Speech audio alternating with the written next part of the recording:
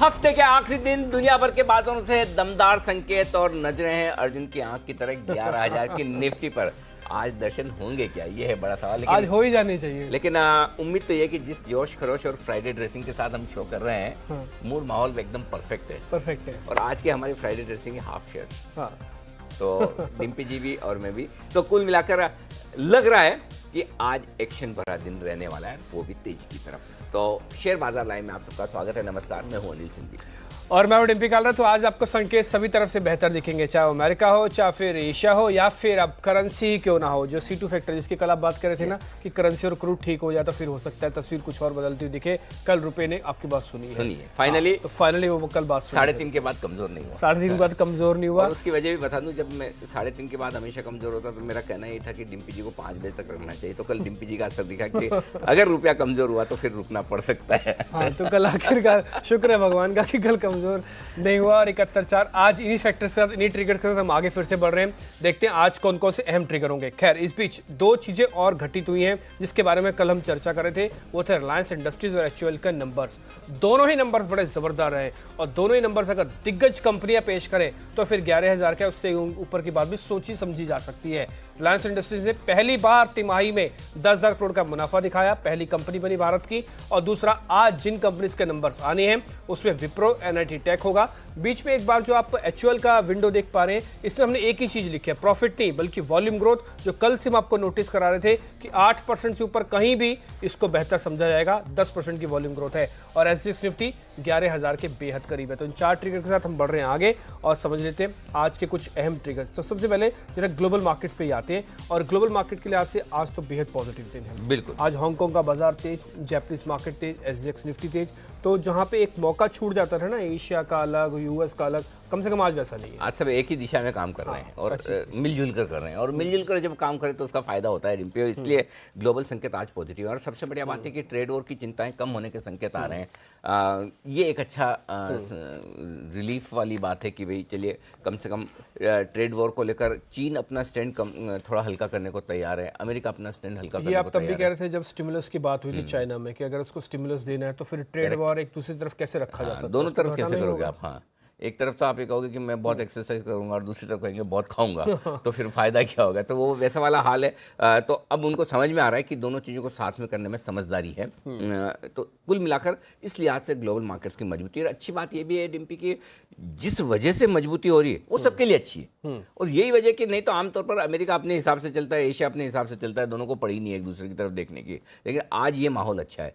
पहली, डाउ 163 ऊपर बंद हुआ, उसके बावजूद 100 पॉइंट फ्यूचर ऊपर है। तो शुक्रवार को हफ्ते के आखिरी दिन आपको बहुत तनाव नहीं है, पहली चीज़। दूसरी बात, हांगकांग वगैरह 250-300 अंक ऊपर है, बाकी बाजार में मजबूती के साथ ट्रेड कर रहे हैं। तो ये दो फैक्टर और हैं जो आपको एक कंफर्ट दे रहे हैं। तीसरी बात जो हम ग्लोबल मार्केट के साथ जोड़कर देखते हैं, कच्चा तेल और रुपया। कच्चा तेल स्टेबल 61 के आसपास, कोई दिक्कत की बात नहीं। $1-2 ऊपर नीचे हो रहा है तो आजकल वो मतलब रेंज बाउंड हो गया है, ज़्यादा फर्क नहीं पड़ता। रुपया ऐसा नहीं कि बहुत मजबूत हुआ, लेकिन कल जितनी भी मजबूती बनी है 20 पैसे की, वो कम नहीं है, क्योंकि निचले स्तरों से काफ़ी अच्छी रिकवरी होकर आई है। तो करेंसी मार्केट ने 3-4 दिनों के बाद पहली बार थोड़ी मजबूती के संकेत दिए, वो भी $61 के क्रूड पर।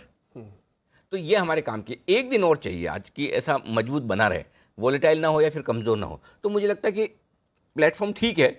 अब इससे बढ़िया आपको लॉन्च पैड मिलेगा नहीं अगर आपको 11,000 की तरफ बढ़ना है तो इससे ज़्यादा नहीं मिलेगा। और दूसरा, जो थोड़ा हम आगे बात करेंगे नतीजों का, तो मतलब अगर आज नहीं तो फिर कब, सवाल वो है।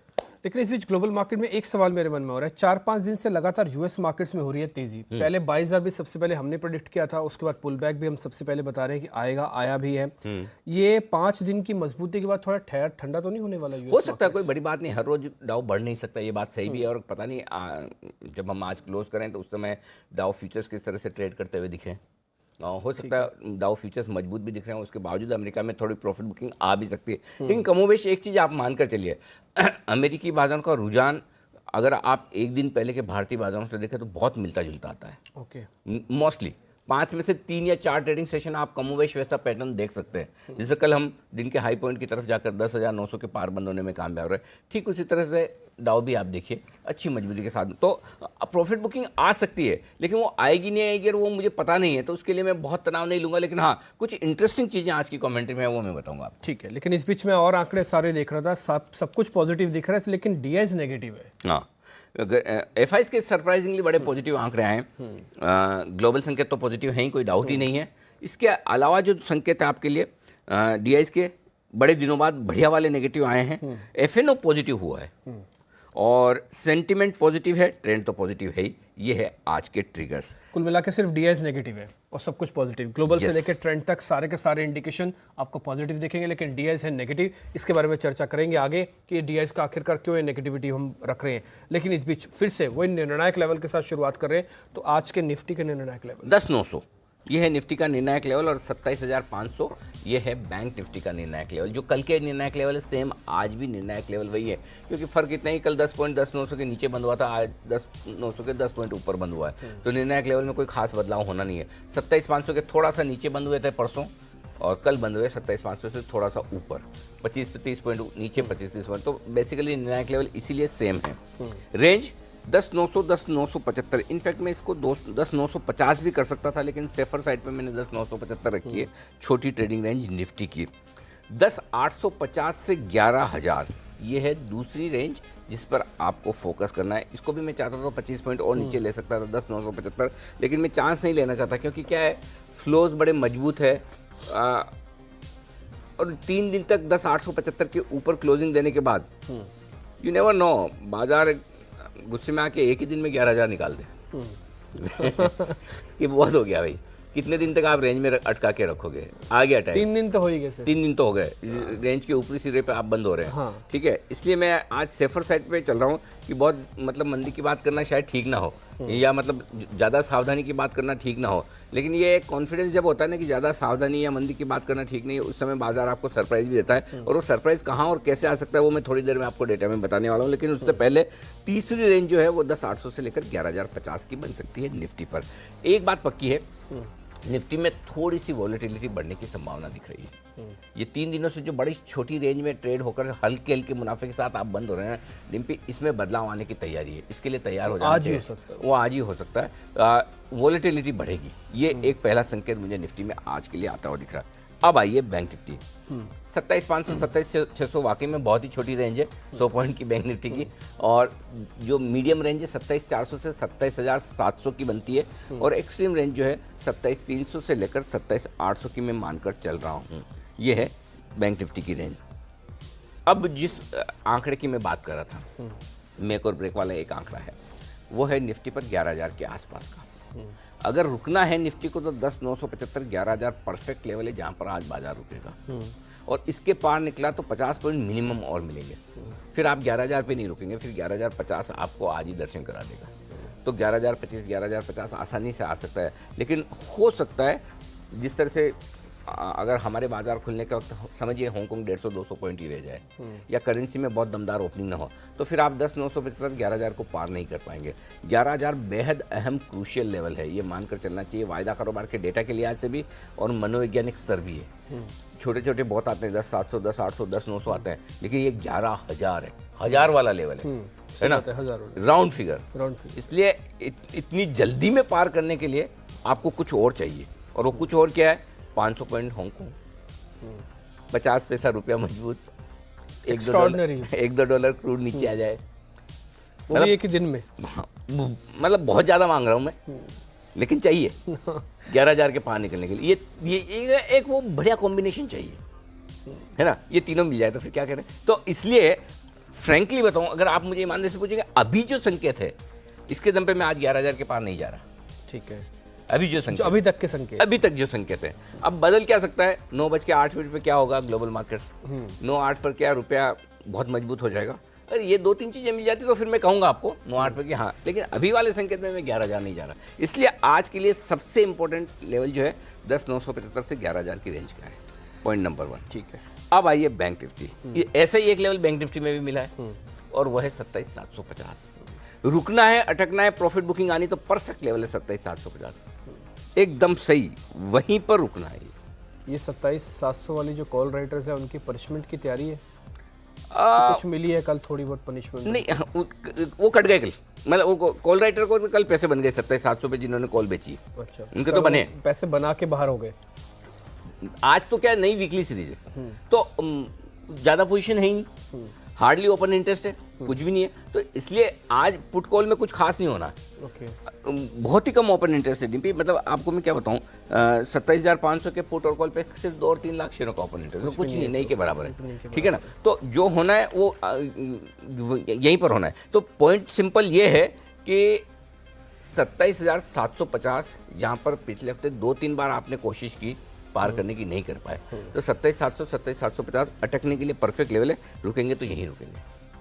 ठीक है।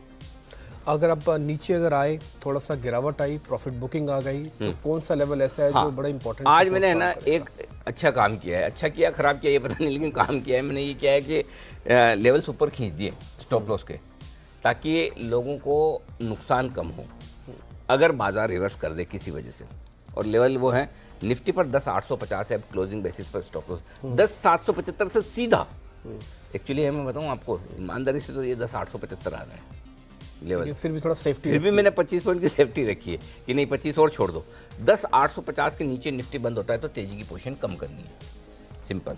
बैंक निफ्टी बहुत छोटा स्टॉप लॉस लेवल दिया है 27,400, मैं 27,200 भी दे सकता था, लेकिन मैंने कहा नहीं, रिस्क कम रखनी है। शुक्रवार का दिन है, 5 दिन से आप भी कह रहे हो अमेरिका बढ़ा हुआ है, चढ़ा हुआ है, you never know, weekend session है, छोटे स्टॉप लॉस पे ट्रेड करेंगे, कोई बात नहीं, मंडे को फिर से देख लेंगे क्या दिक्कत है। तो बहुत ही छोटे 2 स्टॉप लॉस दिए आपको क्लोजिंग बेसिस पर, और इनको फॉलो करना है। ऐसा ये वो शोपीस टाइप नहीं है, देखने के लिए नहीं है। हाँ, ये खाली सुनने के लिए नहीं है, लगाने के लिए होते हैं स्टॉप लॉस।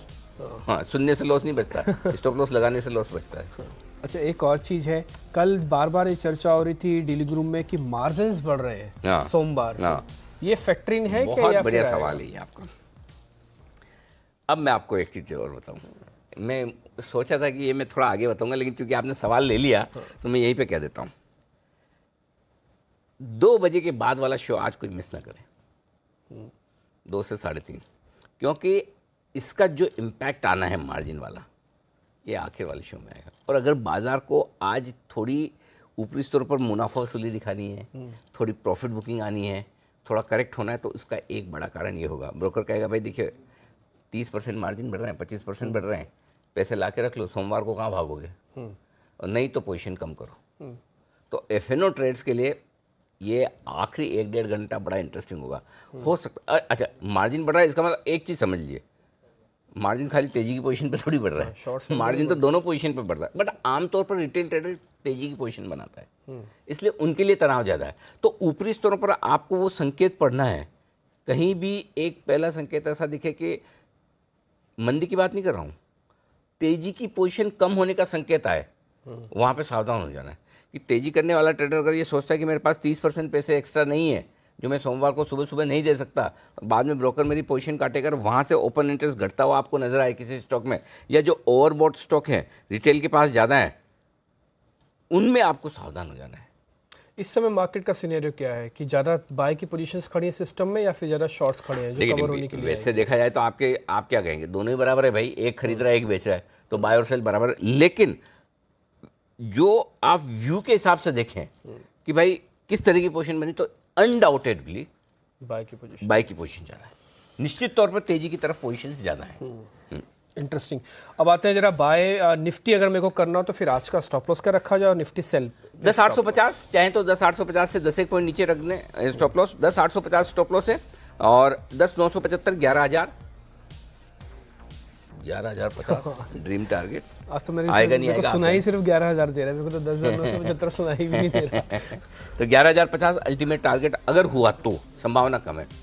सेल करना है निफ्टी, जो स्किल ट्रेडर्स हैं शॉर्ट करना जानते हैं। अब डिसाइड आपको ये करना है कि 10,975 पे शॉर्ट करना है, 11,000 पे करना है, या 11,025 पे करना है, ये मुझे नहीं पता, करना है ये पता है।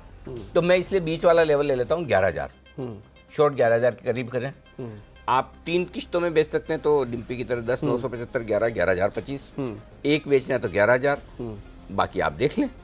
11,050 स्टॉप लॉस से बहुत पैसे बन जाएंगे ऐसा मत सोचिएगा, 50-75 पॉइंट मिल गए तो नसीब है, 10,950, 10,925 ये टारगेट आपके नीचे की तरफ। बैंक निफ्टी खरीदना, स्टॉप लॉस एकदम छोटा दिया डिम्पी, हो जाने दे। वैसे देखा जाए सही स्टॉप लॉस 27,300 है, वैसे सही तीन। क्यों? क्योंकि मैं गैप से ओपनिंग उम्मीद कर रहा हूँ कि 27,600 के पार निफ्टी खुलेगा, बैंक निफ्टी खुलेगा आज। 27,600 के पार बैंक निफ्टी खुलता है तो फिर मेरा स्टॉप लॉस 27,400 है। ठीक है, 27,600, 700, 27,750 ये 3 टारगेट है ऊपर की तरफ। शॉर्ट करना चाहते हैं, एग्रेसिव ट्रेडर पक्का चांस लेना चाहिए। कल जिस तरह से हमने एग्रेसिवली बोला बैंक निफ्टी खरीदी आखिरी 1 घंटे में 2:30 बजे और 15 मिनट में आपको 100 पॉइंट मिले, 27,500 पार करते, वैसे ही 27,700, 27,750 की रेंज में दम है, एक शॉट मारिए, लीजिए चांस, कोई दिक्कत नहीं, ठीक है ना। और आपको 27,800 का स्टॉप लॉस लगा लेना है, 50-100 पॉइंट की रिस्क है। 27,600, 27,550 इतना नीचे में आपको आराम से मिल सकता है बैंक निफ्टी पर, सिंपल। अच्छा, आज मैंने स्टॉक्स सेक्टर्स दिए नहीं, सिर्फ स्टॉक्स का एनालिसिस करूंगा बाद में। ठीक है। अच्छा, मेरा एक सवाल और भी इस समय चल रहा है, अगर बाजार में हमको बाय और सेल दोनों ही सौदे आज के बनाने हो तो प्रोबेबिलिटी किसकी ज़्यादा है? पहले हमको बाय के सौदे बनाने चाहिए ओपनिंग को, या फिर देख ले एक बार कि ये तो हाँ, ये तो इस पर पता चलेगा कि किस लेवल पे ओपन कहाँ कर रहे हैं वो इनपुट। ठीक है, चलिए। इस बीच 2 F&O बैन के शेयर हैं जो जस के तस हैं, कई दिनों से चल रहे हैं। वह अदानी पावर और दूसरा जेट एयरवेज। PCR 1.5 और विक्स 16.5 के आसपास चल रहा है, ये जस के तस ही है। अब आते हैं रिजल्ट्स पे। कल से ही आपके सामने चर्चा करें कि 2 बड़ी कंपनीज के नतीजे बड़े इंपॉर्टेंट होंगे। सबसे पहले जो है HUL पे आते हैं। कल सबके टिक पहले एक बार DIS डेटा देख लेते हैं। पहले एक बार FIS और DIS के आंकड़े भी आपको बता दें। देखिए FIS के आंकड़े बहुत दमदार है, काफी समय बाद अच्छे आंकड़े फिर से आए हैं। 842 करोड़ का कैश में खरीदा है उन्होंने और साथ ही स्टॉक फ्यूचर्स भी खरीदा है, ये सरप्राइजिंग है। आमतौर पर दोनों साथ में नहीं होता है, तो स्टॉक फ्यूचर्स भी 445 करोड़ का खरीदा, दोनों जगह ओपन इंटरेस्ट बढ़कर आया है, तो ये एक इंटरेस्टिंग है। 600 करोड़ के इंडेक्स फ्यूचर्स बेचे हैं, थोड़ी प्रॉफिट बुकिंग हुई है, ठीक है, लेकिन DIS के आंकड़े थोड़े खराब है। घरेलू फंड ने 727 करोड़ का बेचा है, तो उनके आंकड़े बिकवा देंगे, तो मिले जुले आंकड़े आप कह सकते हैं।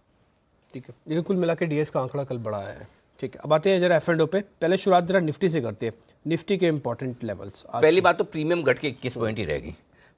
एक तो है ना डेडली कॉम्बिनेशन जो हमें चाहिए होता है, जहाँ पर सब कुछ बेचने में बड़ा मजा आता है, कि हाईएस्ट ओपन इंटरेस्ट हो कॉल ऑप्शन में, वॉलेटिलिटी बढ़िया फर्स्ट क्लास बढ़ी हुई हो, ठीक है, और पुट कॉल रेशियो एकदम ठीक हो, हायर साइड पर 11,000 के नज़दीक है। हाईएस्ट ओपन इंटरेस्ट कॉल्स में है, लेकिन बाकी दोनों फैक्टर है नहीं, इसलिए ऊपर की जगह बन रही है। अगर यही विक्स आपका बहुत बढ़ के होता है, 18-19 के पार भी हो जाता है, 22-23 तो बहुत ही बढ़िया होता है खैर, और पुट कॉल रेशियो 1.75 जैसा होता है, वहाँ से बहुत दूर है। इसलिए वो मतलब अपना बेच दो, पड़ोसी का बेच दो, दोस्तों का बेच दो, वैसा लेवल ही नहीं आ रहा है ना। तो अभी भी जगह है, इसका मतलब सबसे बड़ी बात ये कि जगह है अभी भी, ओवरबॉट नहीं है, तेजी की तरफ पोजीशन ज़्यादा लेंगे, ओवरबॉट नहीं है, इसलिए वो छोड़ दीजिए। 10,900 निर्णायक लेवल, इसलिए 26 लाख शेयर हैं पुट में और 29 लाख शेयर कॉल्स में है, बराबरी का मामला है। यहाँ से ऊपर हैं तो मूड माहौल बहुत बढ़िया रहेगा, नीचे तो थोड़ी सावधानी रहेगी। 10,800 तोड़ेंगे नहीं, 11,000 के पार क्लोजिंग होने की संभावना नहीं के बराबर है। अगर आज 11,000 आप पहुँच भी जाएँ तो क्लोजिंग 11 के ऊपर होगी, इसकी संभावना बहुत कम है। बैंक निफ्टी प्रीमियम तेज़ी से घटी है, 73 पॉइंट से घटकर 60 पॉइंट के आसपास की आ गई है। डेटा ज़्यादा है नहीं, 27,500 का निर्णायक लेवल इसलिए रखा है, 2 और 3 लाख शेयर पुट में है। रेंज साफ है, वही 27,300, 27,400 के आसपास आते ही आपको स्ट्रॉन्ग सपोर्ट मिलता है। 27,700, 27,750 के आसपास आते ही मुनाफा वसूली, सिंपल, ज़्यादा कुछ है नहीं आज डेटा में। ठीक है, ये आपके सामने FIS और F&O का आंकड़ा है। अब बातें सीधा रिजल्ट्स पे, जिसके बारे में बात भी कर रहे थे। HUL के नंबर्स के साथ शुरुआत करते हैं। HUL का कल जो वॉल्यूम ग्रोथ जिसके बारे में सबसे ज़्यादा चर्चा कर रहे थे कि 8% के आसपास रहेगी, वहीं पे सरप्राइजिंग फैक्टर है 10% की वॉल्यूम ग्रोथ। वॉल्यूम ग्रोथ अच्छी है। मुझे पता नहीं कि किस तरह से पोल 8% के आसपास का पूरा मार्केट का निकल के आ रहा था। मेरा अंदाजा भी ये था कि 10% के आसपास की वॉल्यूम ग्रोथ पहले भी 11% ही थी। हाँ, थोड़ी सी, हाँ, बेस इफेक्ट की वजह से कम तो आनी थी, लेकिन हाँ थोड़ी सी डिम्पी। एक अच्छी बात है कि बाकी फ्रंट पर उम्मीद के मुताबिक नतीजे हैं, वॉल्यूम ग्रोथ थोड़ी बेहतर है। स्टॉक कल 20 रुपये कम नीचे आ गया, थोड़ा हल्का हुआ है मजबूत बाजार में, तो थोड़ी जगह ऊपर की है। तो मेरा ये समझना देखिए, लीवर न 1700 तोड़ेगा न 1800 पार करेगा। अच्छा, हाँ, इस 100 पॉइंट की रेंज में इसको वक्त बिताना है। तो अगर गैप से खुल जाए 2-2.5% ऊपर, 35-40 रुपये बेच दीजिए, प्रॉफिट बुक कर लीजिए, शॉर्ट करना है तो भी कर लीजिए। नीचे आ जाए 1700-1710 की रेंज में आसपास, वहाँ खरीद लीजिए। तो लीवर कुछ नहीं करेगा, बहुत गैप से खुला तो बिक जाएगा, गैप से नहीं खुला, नीचे खुला या खुलते ही नीचे आया तो वापस ऊपर भी आ जाएगा। तो लीवर में कुछ होने वाला नहीं, छोड़ दीजिए। और ये दोनों लेवल्स जो रेंज में बता रहा हूँ फ्यूचर्स की बता रहा हूँ, अंदाज से 1700 से 1800। ठीक है, अब एक दूसरा शेयर है, लेकिन उसके लिए हमको पहले बिगुल बजाना होगा क्योंकि वो है आज का स्टॉक ऑफ द डे।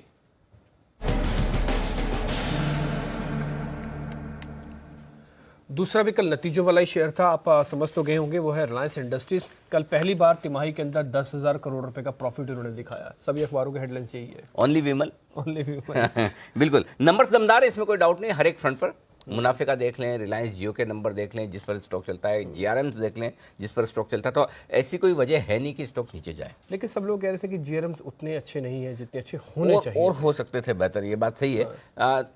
लेकिन अभी क्या हो गया है डिम्पी, रिलायंस के लिए है ना, जीआरएम्स नहीं जियो हो गया, जियो हो गया। एग्जैक्टली, बड़ा ट्रिगर है ना। अब टेलीकॉम, पता नहीं इसको कब ऑयल एंड गैस से टेलीकॉम सेक्टर में शिफ्ट करेंगे। तो कई सालों से कह रहे हैं कि हो सकता है 5 साल बाद आप अब इसको ऑयल एंड गैस के लोग, आज की जनरेशन जाने ही नहीं कि ऑयल एंड गैस की कंपनी है ये। हाँ, लेकिन ये कि अभी ठीक है नंबर, लेकिन अभी जो एक्चुअल मुनाफे का आंकड़ा है 10,000 करोड़ में, वो जियो का बहुत कम है। टेलीकॉम का आंकड़े हैं, सब्सक्राइबर तो बहुत हो गया, मुनाफा वो जो है फिगर, वो जब तक ना बढ़े तब तक तो इसको ऑयल एंड गैस कंपनी रहना होगा। मेरा ये समझना है कि रिलायंस बढ़ सकता है, यहाँ से मजबूती हो सकती है, रिजल्ट्स अच्छे ही हैं। और ये भी कल रिजल्ट के पहले थोड़ा सा हल्का सा, हालांकि 7 दिन का देखेंगे तो आपको पता है भाग गया स्टॉक। और आमतौर पर रिलायंस की वो तासीर ये है कि रिजल्ट के बाद चलता नहीं है। लेकिन मैं एक थोड़ा सा बोल्ड कॉन्ट्रा कॉल लेने की कोशिश कर रहा हूँ कि अगर निफ्टी को 11,000 जाना है तो कौन ले जाएगा। मेरा सवाल उल्टा है, अगर 50 पॉइंट ऊपर खुलना है निफ्टी को तो कौन खोलेगा। खोलने का काम तो लीवर और रिलायंस कर लेंगे, टिकाएंगे या नहीं टिकाएंगे ये मुझे पता नहीं। तो रिलायंस एक बार 2 से 3% बढ़ता है, मुनाफा वसूली पक्का कर देनी चाहिए, प्रॉफिट बुकिंग करनी चाहिए, गैप से खुले तो नहीं खरीदना चाहिए। लेकिन छोटा स्टॉप लॉस 1125 का है, 1145 1155 दो टारगेट ऊपर के रिलायंस फ्यूचर्स के लिए। ठीक है, आज तो रिलायंस पर नजर होगी कि, लेकिन कल भी हमने आपके सामने एक शेयर रखा था इसी स्टॉक ऑफ द डे में, इसी समय रखा था, वो था एक्सिस बैंक। और वो दिन की क्या शानदार बढ़त दिखा गया है। कल का क्रेडिट जो बिल्कुल लास्ट में बाजार के चलने का था, वो एक्सिस बैंक को काफी हद तक दिया जा सकता है। हमने तो खैर सुबह सुबह बात रखी थी, जरा एक बार देखते हैं क्या बात हुई थी। एक्सिस बैंक यहाँ पर खरीदारी करने की राय बढ़ना तो है, आज इसके लिए रिपोर्ट का सहारा है। सीएलएसए की बढ़िया रिपोर्ट है, ये इन्होंने लक्ष्य बढ़ाकर 800 किया है। 675 680 10 से 15 रुपए की तेजी तो आराम से एक्सिस बैंक में बन सकती है आज। तो आज इसमें खरीदारी करने की राय है। एक्सिस बैंक आज का स्टार परफॉर्मर और स्टॉक ऑफ द डे भी था। 675 और 680 सीन साइल डिलीवर्ड।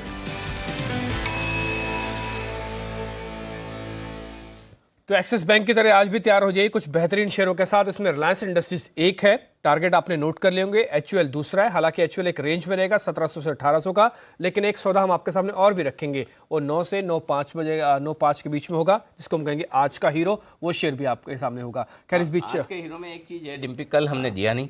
हाँ, तो कल काफी लोगों ने मैसेज भी किया। देखिए मेरा तो फंडा क्लियर है कि मेरी जिम्मेदारी है कि मैं आपको स्टॉक ऑफ द डे भी दूं, आज का हीरो भी दूं, लेकिन उससे बड़ी जिम्मेदारी एक और है कि सही दूं, गलत ना दूं, जहां कन्विक्शन ना हो वहां ना दूं। तो मैंने कल छोटी वाली जिम्मेदारी को साइड में कर दिया, बड़ी वाली जिम्मेदारी निभाई है कि कल मुझे कोई ऐसा स्टॉक मिल नहीं रहा था, दिख नहीं रहा था, इसलिए फिर मैंने कहा छोड़ दीजिए, जाने दीजिए। नहीं, कम से कम कल पूरा दिन बाजार के अंदर ऐसा दिखा भी नहीं कि कोई शेयर मतलब देखिए शेयर तो 50 चलते हैं, गिरते हैं, बढ़ते हैं। अब मेरे पकड़ में नहीं आया तो ये मेरी गलती है, लेकिन अगर मेरे नहीं पकड़ में आ रहा है तो मैं ज़बरदस्ती नहीं दूंगा। लेकिन आज है एक स्टॉक, आज मिल जाएगा आपको आज का हीरो, कल नहीं मिला इसका मतलब ये नहीं। और मेरे ख्याल से जब से हमने शुरू किया खाली कल ही पहला दिन ऐसा था जो हमने नहीं दिया। तो जहाँ मौका मिलेगा पक्का देंगे, जहाँ कल के 2000 मिलेंगे वो भी देंगे। बिल्कुल, कल जैसे बैंक निफ्टी में बने होंगे पैसे, बिल्कुल बने होंगे और आज फिर बनेंगे। अब तो मुझे ऐसा लगता है ये जैसा वीकली एक्सपायरी के दिन बैंक निफ्टी को प्रेडिक्ट करने का मजा आता है ना आखिरी 1-1.5 घंटे में, ये तो 14 फरवरी से इसमें भी आएगा, जब ऑप्शंस निफ्टी के भी शुरू हो जाएंगे। तो डेटा का जो कमाल दिखेगा ना, स्क्रीन की जो रीडिंग है, हर गुरुवार को एक्शन होगा। बिल्कुल, और बने रहिए। और वायदा बाजार के सबसे सटीक आंकड़े, सबसे बेहतर आंकड़े, सबसे आसान भाषा में आंकड़े आपको सिर्फ यहीं पे मिलते हैं, कैसे आपको काम करना है उसके अंदर। खैर पूरी रिसर्च टीम मेरे साथ इस बीच जुड़ चुकी है। दीपाली आपको बताने वाली खबरों वाले शेयर, रजत आपको रिजल्ट्स के बारे में जानकारी देंगे, आज आने वाले भी और जो कल आ चुके हैं, और संदीप ब्रोकिंग हाउसेस की रिपोर्ट्स बताएंगे। आज सभी आप फ्राइडे ड्रेसिंग के अंदर बहुत ही अच्छे लग रहे हैं, बहुत ही खूबसूरत लग रहे हैं, ये मैं आपको पहले बधाई दूँ। दीपाली आपसे शुरुआत कीजिए। शुक्रिया डिम्पी। और मेरे पास खबरों वाले शेयर्स हैं, और जो पहला स्टॉक है इंडिगो का, उस पर नेगेटिव न्यूज़ फ्लो है। खबर ये है कि इनके पोर्ट ब्लेयर से जो A320 न्यू विमानों की जो उड़ान होती थी उस पर रोक लग गई है, और जो चुनिंदा PNW विमान है उनकी हर हफ्ते समीक्षा भी होगी। आपको याद दिला दें, पिछले साल सितंबर अक्टूबर के दौरान जो PNW इंजन्स वाले विमान थे उसमें कई प्लेन्स जो थे वो ग्राउंडेड हो गए थे इंजन्स में कमी की वजह से। इसके अलावा लंदन में भी जो फ्लाइट उड़ानों का कंपनी प्लान कर रही थी उस पर भी रेगुलेटरी मंजूरी नहीं मिली है और अगले 6 महीनों तक भी यूरोप में कंपनी कोई उड़ान नहीं कर पाएगी। तो नेगेटिव न्यूज फ्लो है इंडिगो पर। इसके अलावा ऑरोबिंदो फार्मा बड़ा एक्विजिशन कंपनी ने किया है और स्पेक्ट्रम फार्मा के 7 ऑन्कोलॉजी इंजेक्टेबल्स प्रोडक्ट्स कंपनी खरीदेगी। इस एक्विजिशन से कंपनी को यूएस मार्केट्स में जो पकड़ है ऑन्कोलॉजी कारोबार में उस पर मजबूती मिलेगी। और आपको बता दें कि इस बिजनेस का या फिर इन 7 प्रोडक्ट्स का जो 2018 में टोटल रेवेन्यू रहा है वो $105 मिलियन का रहा है। तो बड़ा एक्विजिशन है, 2100 करोड़ टोटल खर्च करेगी। शुरुआत में जो अपफ्रंट पेमेंट होगा वो 1136 करोड़ का होगा। तो ऑरोबिंदो फार्मा पर यह खबर पॉजिटिव है। इसके अलावा NMDC इसका बायबैक आज से ओपन हो रहा है। 1000 करोड़ का बायबैक है जो कि मार्च में एंड होगा और जो प्राइस है बायबैक का वो 98 के आसपास का है। तो NMDC पर बायबैक का एक्शन दिखेगा। GIC हाउसिंग, कल ब्लॉक डील हुई थी GIC हाउसिंग में, उसकी डिटेल्स आई हैं। कल फिडेलिटी फंड ने 7 लाख शेयर्स खरीदे हैं जो कि लगभग 1.25% हिस्सेदारी है और ये 1.25% हिस्सेदारी 267 रुपये 50 पैसे के आसपास हुई है हर शेयर की। तो GIC हाउसिंग पर ये ब्लॉक डील का एक्शन है। इसके अलावा 4 ऐसी कंपनियां हैं जहां पर प्रमोटर्स की ओर से खरीदारी या फिर बिकवाली हुई है। वाटरबेस प्रमोटर ने 47,000 शेयर खरीदे हैं 10 से 14 जनवरी के बीच में। इरोज इंटरनेशनल में भी प्रमोटर ने 50,000 स्टॉक्स खरीदे हैं, 17 जनवरी को ये हिस्सेदारी खरीदी गई है। सेटिन क्रेडिट केयर यहां पर प्रमोटर ने 56,000 शेयर खरीदे हैं 15 जनवरी को और एस्टर DM यहां पर प्रमोटर ने 12,000 शेयर खरीदे हैं 16 जनवरी को। तो इन चारों स्टॉक्स में जनवरी के दौरान प्रमोटर्स की ओर से बाइंग हुई है। ठीक है, ये कुछ एक अहम खबरें हैं और साथ ही साथ फंड एक्शन भी आपको दीपाली बता रही थी। लेकिन इस बीच रजत आपको बताने वाले हैं कुछ नंबर्स जो आज आएंगे या फिर जो आज चुके हैं, दोनों का ही कॉम्बिनेशन है। रजत बताएं आप।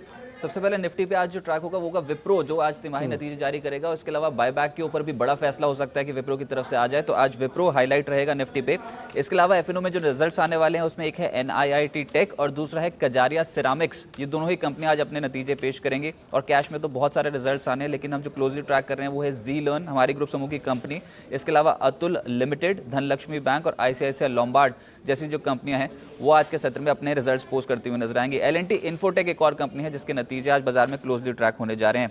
लेकिन जो रिजल्ट्स आ चुके हैं उसमें सबसे पहले है साइंट।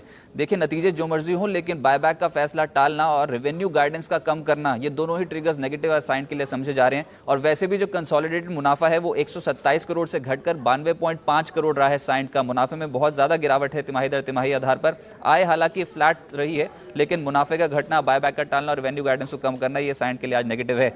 इसके अलावा रैलिस इंडिया, यहां पर भी मुनाफा जो है 45% घटा है। फिगर रिपोर्ट की है 13.8 करोड़ की। इसके अलावा आय में 390 करोड़ से बढ़कर 417 करोड़ जरूर हो गई, लेकिन इनकी दिक्कत ये होगी कि ऑपरेटिंग लिहाज से नतीजे कमजोर हैं। इनके मार्जिन श्रिंक हुए हैं, 9.7% के मार्जिन थे वो घटकर हो गए हैं 6.6% सालाना आधार पर। तो कमजोर नतीजे हैं रैलिस के। L&T टेक मुनाफे की फिगर 2.8% घटी है, 191 करोड़ से घटकर 186 करोड़ रहा है और आय जो है उसमें 4% का इजाफा देखने को मिला है। लेकिन इनकी जो डॉलर रेवेन्यू है उसमें 4.8% का इजाफा रहा है, 18.57 करोड़ US डॉलर के डॉलर रेवेन्यू कंपनी ने रिपोर्ट किए हैं। और आखिर में है AU स्मॉल फाइनेंस बैंक, जिसमें मुनाफे की फिगर 21% बढ़ी है, 95.3 करोड़। NI की फिगर लगभग 39% बढ़कर 348 करोड़ आई है। हालांकि GNPA और नेट NPA दोनों में ही थोड़ा सा इजाफा देखने को मिला है तिमाही आधार पर। GNPA 2.09% और NNPA 1.28% से बढ़कर 1.31% क्वार्टर ऑन क्वार्टर बेसिस पे। ठीक है, ये कुछ एक सेलेक्टिव नंबर्स भी हैं। खैर, नंबर्स पे हम चर्चा आगे भी करेंगे क्योंकि बहुत सारे नंबर्स आए हैं, उन सब पे एक एक करके राय लेंगे। इस बीच ब्रोकिंग हाउसेस की रिपोर्ट्स एक ये भी समझ लेते हैं। पहले तो रिलायंस से शुरू करें। संदीप, आपने कल ट्रैक भी किया, नंबर्स भी शानदार रहे हैं। ब्रोकिंग हाउसेस की रिपोर्ट्स क्या कह रही है? ऐतिहासिक नंबर्स हैं डिम्पी। 10,000 करोड़ रुपए का मुनाफा पहली बार ऐसा हुआ है कि रिलायंस ने और किसी भी कॉर्पोरेट जगत की कंपनी ने पोस्ट किया है। तो ऐतिहासिक रिपोर्ट है CLSA की, जिन्होंने 1,500 रुपए के टारगेट प्राइस अब दे दिए हैं स्टॉक को लेकर और सबसे ऊंचा टारगेट इन्हीं का ही है और इनकी जो रिपोर्ट के मायने वो भी काफ़ी ज़्यादा होते हैं। मैक्वेरी कह रहा है कि 1315 तक के टारगेट्स आ सकते हैं, आउट परफॉर्म की रेटिंग है। और क्रेडिट स्विस ने भी 1320 रुपये का लक्ष्य दिया है। JP मॉर्गन होल्ड कह रहे हैं 1100 रुपये का लक्ष्य है। केवल एक रिपोर्ट है UBS की जो कि बिकवाली करने की राय दे रहे हैं, 1170 का लक्ष्य है। बाकी सभी ब्रोकर ब्रोकर्स देखिए या तो होल्ड, आउट परफॉर्म या तो फिर बाय की रेटिंग दे रहे हैं। इसके अलावा HUL जिसके नंबर्स कल आए थे, वॉल्यूम ग्रोथ सरप्राइजिंग थी, पॉजिटिव साइड पे थी। CLSA आउट परफॉर्म रेटिंग है, 2010 का लक्ष्य इनकी ओर से आया है। मैक्वेरी ने आउट परफॉर्म की रेटिंग दी है, टारगेट थोड़ा सा कम किया है और घटाकर 2059 किया है 2086 से, लेकिन आउट परफॉर्म की रेटिंग अभी बरकरार है। और UBS जो कि न्यूट्रल है, 1800 रुपये का लक्ष्य है, ये भी कल की क्लोजिंग के आपको ऊपर ही नजर आएगा।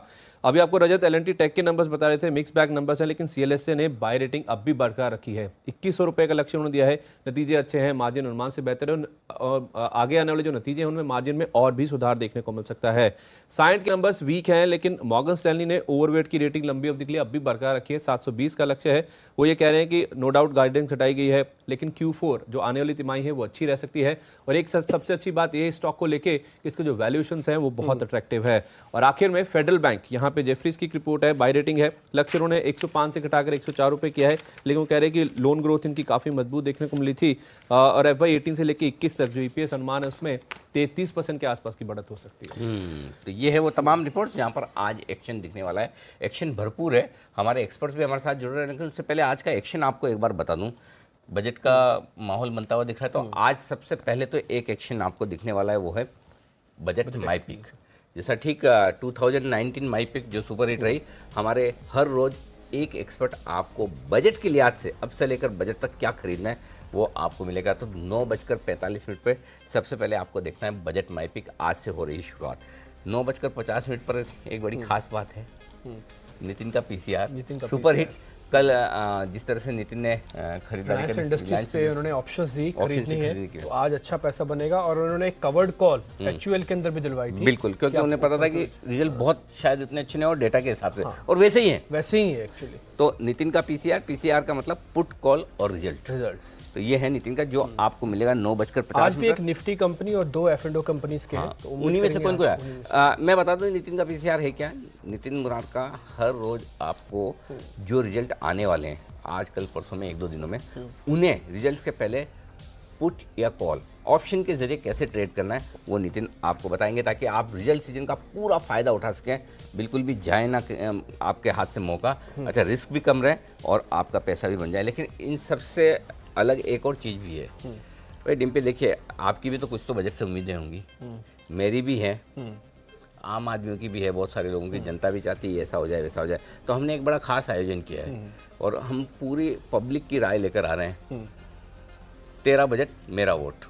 अरे वाह, मतलब हम लोगों को ये पूछें भी कि आपको मोदी जी से क्या चाहिए, ऐसा क्या मोदी जी बजट में आपके लिए करें कि 2019 का वोट आप उन्हें दें। तो दिल खोल के मांगिए, उन्हें आपका वोट चाहिए था भाई, मोदी जी को आपका वोट चाहिए तो आपको भी तो मोदी जी से कुछ चाहिए, बिल्कुल चाहिए। तो इस पर हमारे देश भर से हमारे पास बहुत सारे हमारे रिपोर्टर्स वो ओपिनियन ला रहे हैं। लेकिन ये तो आम लोगों की बात है जो जिनकी बात जनरली संसद तक या वहाँ पर पहुँचती नहीं। लेकिन आज दो ये खास चेहरे आप देखिए, इनकी खास लोगों की भी बजट से उम्मीदें हम लेकर आने वाले हैं। एक है सिद्धार्थ मल्होत्रा, जाने माने फिल्म एक्टर, और स्टूडेंट ऑफ द ईयर है, और दूसरे तो जो परिचय के मोहताज है नहीं, इमरान हाशमी साहब। तो ये दोनों बजट से क्या चाहते हैं, तो आम लोगों की भी बजट से उम्मीद है और खास लोगों की भी बजट से उम्मीद है, ये भी हम आपको बताने वाले हैं आज 10 बजे। ये तो कुछ वैसे ही हो गया जैसे कुंभ लगा है वाराणसी में, यहाँ पे बजट का कुंभ यहाँ शुरू हो गया। बिल्कुल बिल्कुल, तो बजट का पूरा और परफेक्ट कवरेज सिर्फ और सिर्फ आपको जी बिजनेस पर देखना है। और दूसरी बात, न सिर्फ अभी बल्कि बजट के दिन भी। और एक चीज़ और बता दूं आपको, वो ये है कि बजट के दिन से ट्राई की नई गाइडलाइन शुरू हो जाएंगी।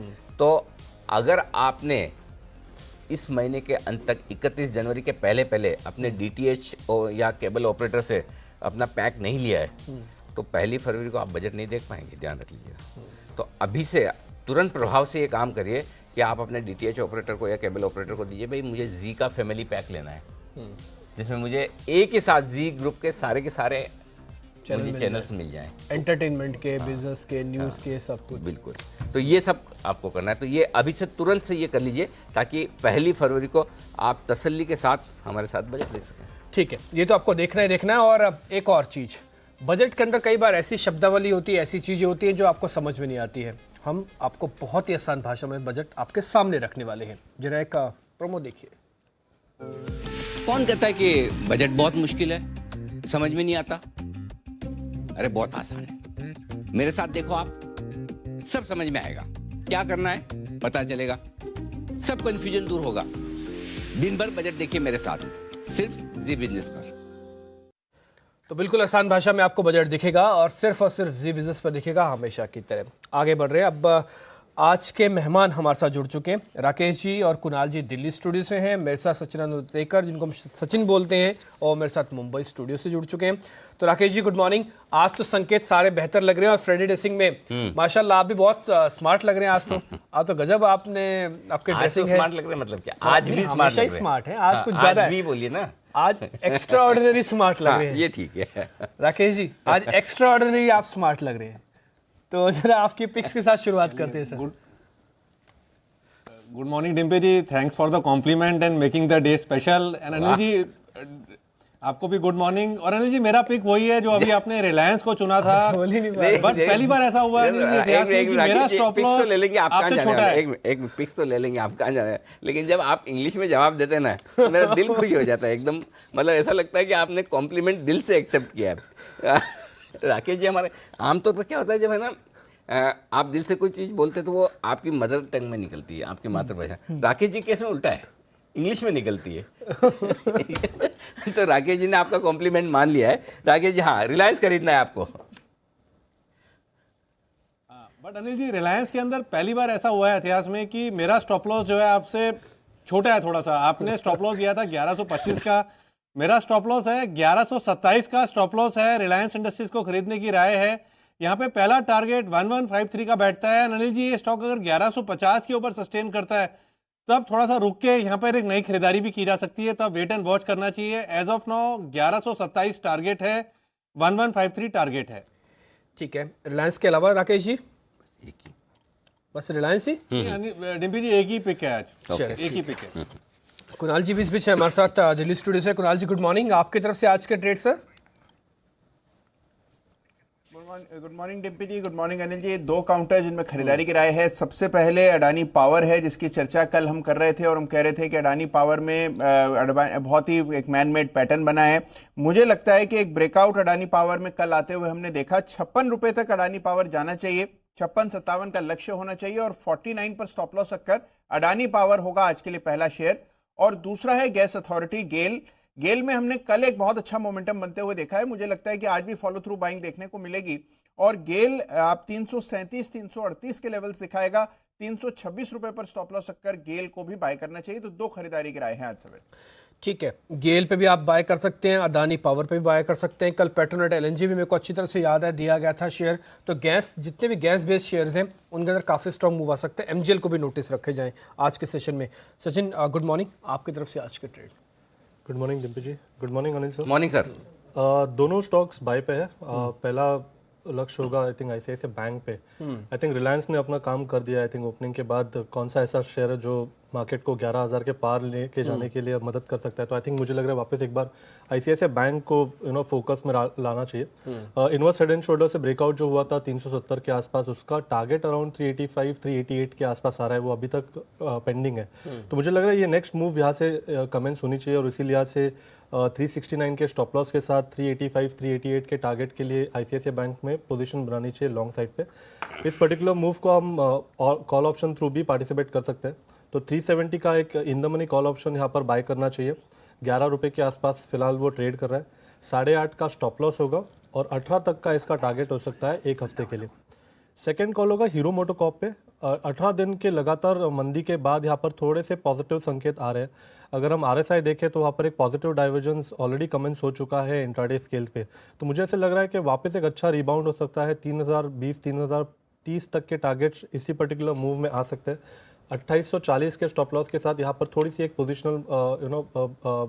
पोजिशनल व्यू के साथ लॉन्ग पोजीशन बनानी चाहिए हीरो मोटोकॉर्प में। ओके, ये है आपके लिए राय हीरो मोटोकॉर्प और आईसीआईसीआई बैंक। बड़े दिनों बाद किसी ने हीरो मोटोकॉर्प को पसंद किया, बाकी आजकल मतलब रेडार में ही नहीं। हाँ नहीं, वो कुणाल जी राकेश जी जब देखते हैं बेचने के हिसाब से ही देखते हैं, खरीदने वाले में तो अलर्ट ही नहीं डाल रखा है।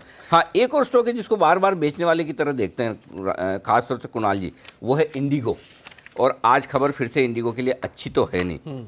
पोर्ट ब्लेयर से उड़ान पर रोक लगी A320। वैसे तो पोर्ट ब्लेयर तो बहुत चीज छोटा ही है, इसमें तो एयरपोर्ट कोई बड़ा तो है नहीं, लेकिन फिर भी खबर तो खबर ही है। तो ये थोड़ी सी नेगेटिव खबर थोड़ी मान यूरोप में भी नहीं कर पाएंगे उड़ान ये। वहाँ पे भी रोक लगी है इनकी। अगले अच्छा। 6 महीने तक यूरोपीय क्षेत्रों में भी ये उड़ान नहीं भर पाए। यूरोजोन में, यूरोजोन हाँ, वो बड़ी चीज़ है। पोर्ट ब्लेयर तो छोटा है, लेकिन यूरोजोन में अगर उड़ान का इनको अनुमति नहीं मिल रही तो 6 महीने तक तो ये थोड़ी सी नेगेटिव। तो जरा कुणाल जी बता दीजिए, आप तो बार बार कह रहे हैं मंदी कीजिए, अभी भी करनी है? अरे जी, मुझे लगता है कि अब ये काउंटर एक रेंज में फंस गया है, और रेंज अगर आप देखें तो 1050 1150 है। 1150 के आसपास मेरी राय में बेचना चाहिए। 1050 1045 के आसपास मुझे लगता है कवर करना चाहिए। इसी दायरे में कुछ वक्त बिताएगा तो ऊपरी स्तरों पर बेचें, नीचे खरीदें, ये एक रणनीति हो सकती है। अन्यथा इससे दूर रहें और बहुत बेहतर विकल्प बाजार में उपलब्ध है। ठीक है, ये ज़्यादा बेहतर है कि हम उसी शेयर के अंदर जाए नहीं जहाँ पे भी कोई दिक्कतें चल रही हो। आज इंडिगो से दूर रहने का दिन है। कल नो डाउट, कल परसों जब चला था तो सबसे पहले हमने ही आपके सामने बात रखी थी। आज दूर रहने की बारी है। विजय चोपड़ा जी भी इस बीच मेरे साथ जुड़ चुके हैं। एक बार उनसे बात करके समझ लेते हैं उनके पसंदीदा इन्वेस्टमेंट वाली कॉल कौन सी है जब हम 11,000 की तरफ बढ़ रहे हो। Vijay ji good morning. आज तो संकेत थोड़े ज़्यादा बेहतर दिख रहे हैं, ग्लोबल मार्केट से भी, हमारे अपने सेंटिमेंटल जो अर्निंग्स का बेसिस होता है वो भी। तो आज आपके शेयर कौन से हैं इन्वेस्टमेंट वाले जहां पे हमको करना है निवेश? गुड मॉर्निंग डिम्पी, अनिल जी, दोनों को बहुत बहुत गुड मॉर्निंग। मेरे 3 कॉल्स हैं। मुझे लगता है कि बैंकिंग में मोमेंटम रहना चाहिए, खास करके एक्सिस बैंक में। तो एक्सिस मुझे अच्छा लगता है, करीब करीब 677 के स्तर पे बंद हुआ है फ्यूचर्स में। मुझे लगता है 690-700 के स्तर के लिए इसमें बाइंग की जा सकती है। दूसरा मेरा कॉल है स्ट्राइड्स आर कोलैब, जो कि स्ट्राइड शासन बन गया है अब। वो उसकी क्लोजिंग करीब करीब 530 रुपए की हुई है। मुझे बहुत स्ट्रांग लग रहा है, चार्ट्स पे भी और फंडामेंटली भी चीज़ें अच्छी लग रही हैं। फार्मा स्पेस में कुछ एक स्टॉक्स बहुत अच्छे हैं, तो स्ट्राइड्स उनमें से एक है। तो 545 और 550 के लक्ष्य के लिए इसको लिया जा सकता है। और तीसरा मेरा कॉल है एक एनबीएफसी का मुथूट फाइनेंस, जो कि गोल्ड फाइनेंसिंग में है। और जिस प्रकार से गोल्ड के सोने के जो प्राइसेस हैं वो एम्बोल्डन हुए हैं, बढ़े हैं, मुझे लगता है इनका जो कोलेट्रल प्राइस है वो कहीं ना कहीं बढ़ जाता है, तो और ज़्यादा सेफ्टी आ जाती है इन सारी कंपनीज में। तो मुथूट मुझे अच्छा लगता है। 535 पे इसकी क्लोजिंग हुई है, करीब 545-550 के स्तर के लिए इसको खरीदा जा सकता है। ठीक है, मुथूट के आज नंबर भी होंगे तो आज पे वैसे भी ध्यान रखें, लेकिन 545-550 तक जा सकता है। पिछले 2 दिन से कर रहा है कंसोलिडेट, लेकिन आज इसके चलने का दिन भी हो सकता है। तो तीनों शेयर आप जरा नोट करें, स्ट्राइड्स फार्मा के नाम से, एक्सिस बैंक और तीसरा मुथूट फाइनेंस, इस पे आप ध्यान रखें। अब आते हैं कुछ और अर्निंग वाले शेयर पे भी। रैलीज इंडिया के कल नंबर आए, नंबर्स देख के ऐसा नहीं लग रहा कि शेयर को चलना भी चाहिए। कल कुणाल जी ऑलरेडी आप वैसे भी कह चुके थे कि हाँ ये तो डाउन ट्रेंड के अंदर ही चल रहा है, सिर्फ नंबर के बेसिस पे कोई झटका लग जाए तो लग जाए, लेकिन नंबर्स उतने अच्छे आए नहीं हैं। तो फिर से करें शॉर्ट या आज छोड़ दें? आज जो करना है इसको करने दें, हम ट्रेड ही नहीं लेते इसमें।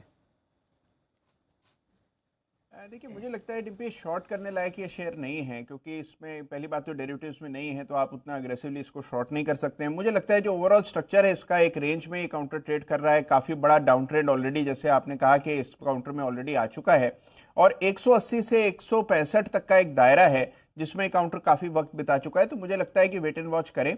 ये स्टॉक तब लेना चाहिए जब ये 180 को पार कर ले, और तब इसको डिलीवरी में खरीद करके कुछ समय रखेंगे तो मुझे लगता है इसमें दोबारा 240-250 के लेवल्स आएंगे, लेकिन 180 के ऊपर ब्रेकआउट आने पर खरीदारी करनी चाहिए। इन स्तरों पर अवॉइड करें। सचिन, इस पर अरविंदो फार्मा पे अपनी जरा रिकमेंडेशन दीजिए। देखिए, इसमें तो कोई दो राय नहीं है कि फार्मास्यूटिकल कंपनीज चल रही हैं, उनकी लीडरशिप इस बार ठीक है। अरविंदो फार्मा के साथ खबर यह है कि 7 कैंसर के प्रोडक्ट लेना चाहती है बाहर में, विदेशों से लेगी। 2100 करोड़ इसके लिए खर्च कर रही है, और पहली शुरुआती पेमेंट करीब 1136 करोड़ रुपए की होगी। कैश है, कुछ नॉन कैश का हिस्सा भी है।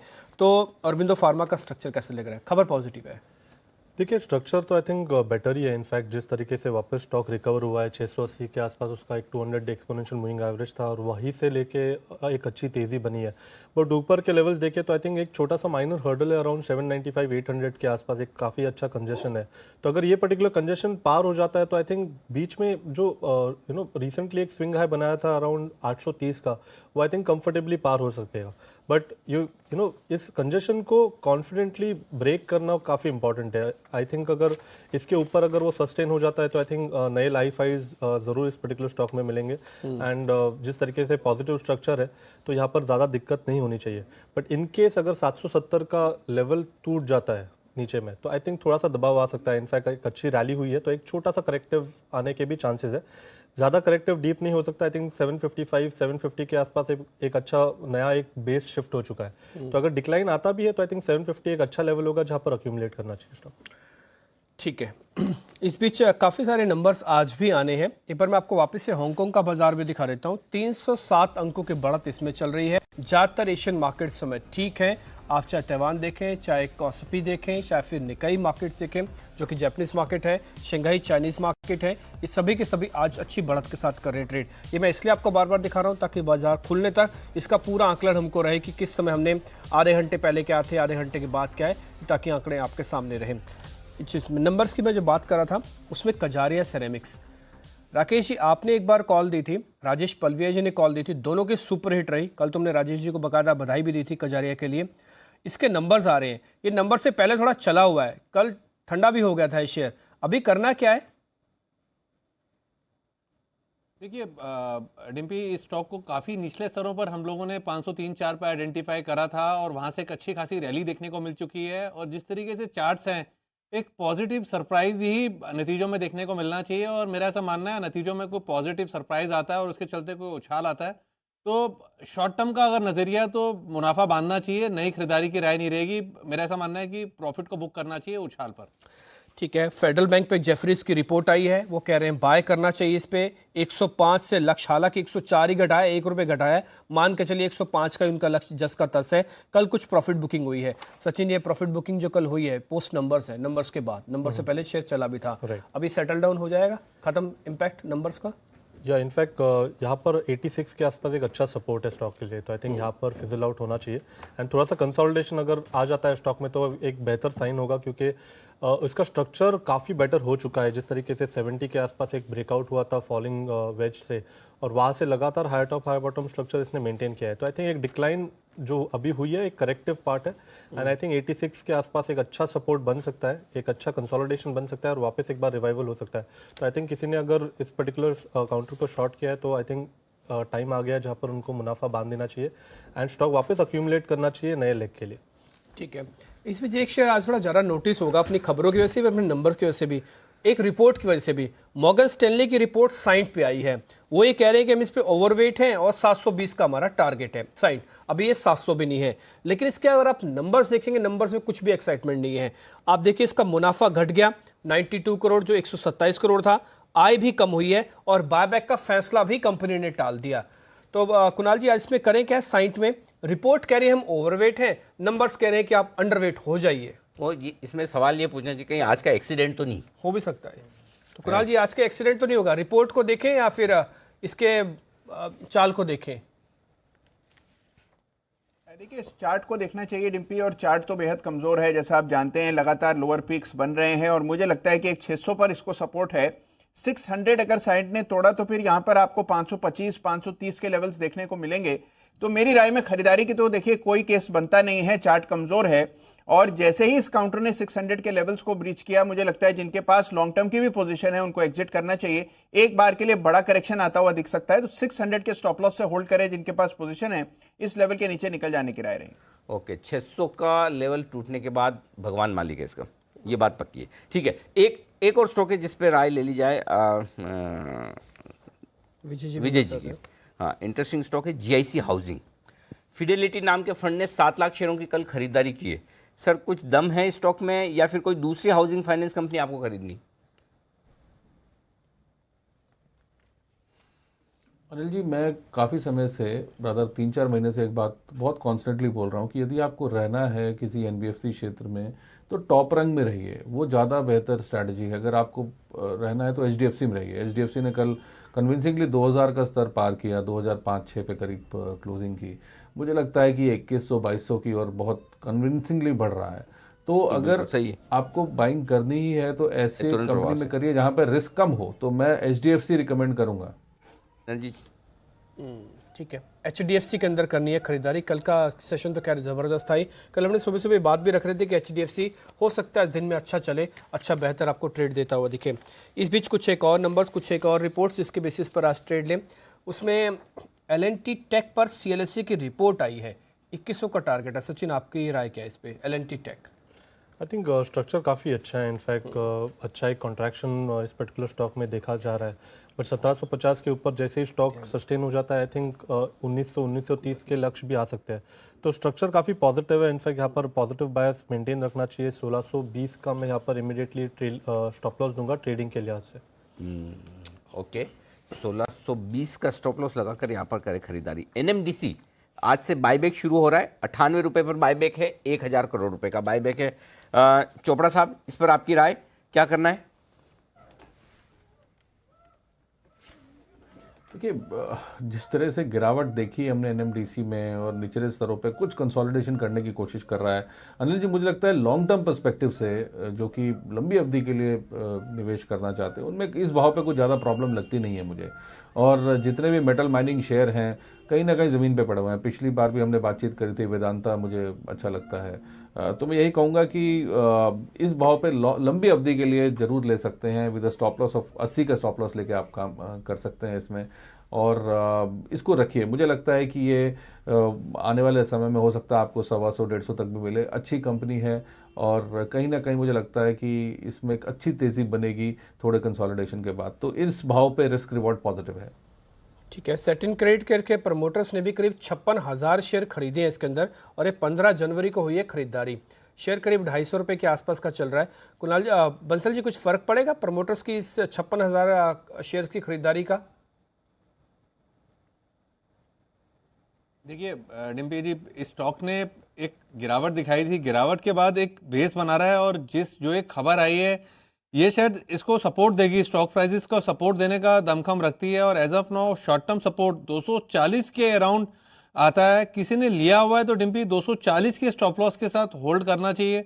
नई खरीदारी के लिए थोड़ा रुकना चाहिए। एक बार ये स्टॉक 260 के ऊपर निकलेगा तब कुछ नए पैटर्न्स इमर्ज होंगे, एल्स वेट एंड वॉच है। एज ऑफ नाउ होल्ड है 240 के स्टॉप लॉस के साथ। अच्छा, ये कुणाल जी, राकेश जी, आजकल आप में ना मार्केट आवर्स के बाद बहुत काम करते हैं, ऐसा मैंने नोटिस किया है। आपने नोटिस किया है? अरे भाई साहब पूछो मत, दोनों ये ट्विटर पे ऐसी ऐसी फोटोएं डालते हैं। मतलब कल तो 10 साल पुरानी फोटो कुणाल जी ने अपनी डाली, मतलब ऐसे छोटे कुणाल जी लग रहे थे 10 साल पहले ये, और राकेश जी ने तो पूरे HUF की डाली, भाभी जी बच्चों के साथ में, ऐसा है। तो अभी वो आजकल चल रहा है ना 10 ईयर्स चैलेंज। 10 साल पहले आप कैसे थे, 10 साल बाद कैसे हैं। तो आपके ये फोटोओं से हमने देखकर हमने डिसाइड किया कि हम भी इसको थोड़ा कुछ बड़ा इंटरेस्टिंग एक शो बनाते हैं। तो आज 10:30 बजे ज़रूर देखिएगा, एक बेहतरीन शो है 10 ईयर चैलेंज। यानी कि 10 साल पहले कुछ शेयर कैसे दिखते थे, आज वो कैसे दिखते हैं, और 10 साल बाद कैसे दिखेंगे। हाँ, तो भाई सिंपल चीज़ है, 10 साल पहले अगर आपको पैसा लगाने का मौका मिला होता तो कितने पैसे बन जाते हैं, अब लगा रहे हैं तो 10 साल बाद कितने बन सकते हैं। तो इस तरह के कुछ बेहतरीन स्टॉक्स हम लेकर आएंगे आपके लिए 10:30 बजे। तो ये स्पेशल शो भी देखना मत भूलिएगा। 9:30 बजे बड़ी बजट ब्रेकिंग आने वाली है। आज फिर से बजट से रिलेटेड एक ब्रेकिंग न्यूज़ होगी जिसका बड़ा असर किसी सेक्टर या किसी स्टॉक पर पक्का पड़ने वाला है। अब वो क्या खबर होगी क्या नहीं होगी वो हम बताएंगे आपको 9:30 बजे। 9:45 पर आपको माई पिक, बजट माई पिक मिलेगी। बाजार के एक बार एक जाने माने दिग्गज है वो देंगे। नितिन का PCR आने वाला है, पुट कॉल और रिजल्ट। 10 बजे आपके चहेते, आपके फेवरेट इमरान हाशमी और सिद्धार्थ मल्होत्रा साहब, ये दो हैं एक्टर जो बताएंगे अपनी बजट से विश लिस्ट।